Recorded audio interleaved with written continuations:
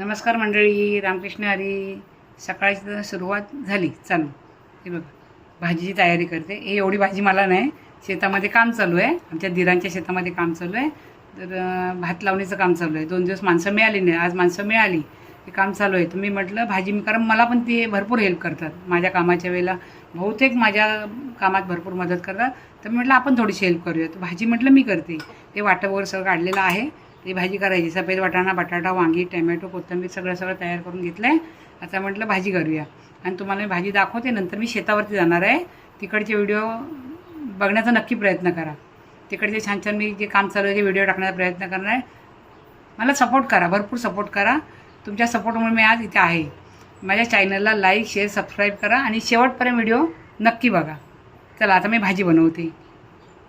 भाजी तयारी केली. वाटप आहे, हे थोडेसे वाटायला घेतले. वाटाणे, कोथिंबीर, कढीपत्ता, लसूण, अद्रक, बटाटे, वांगी, टमॅटो आणि त्यामध्ये सफेद वाटाणे टाकायचे. 2 शिट्या काढून घेतल्या, कारण जास्त केल्यानंतर उगीच नरम वगैरे होतील ना, म्हणून 2 शिट्या काढले.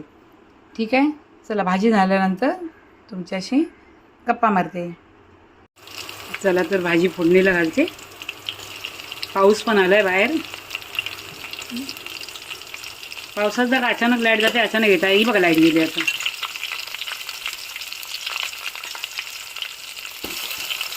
घरगुती काळा मसाला केला आहे. कलर बघा किती छान आला आहे.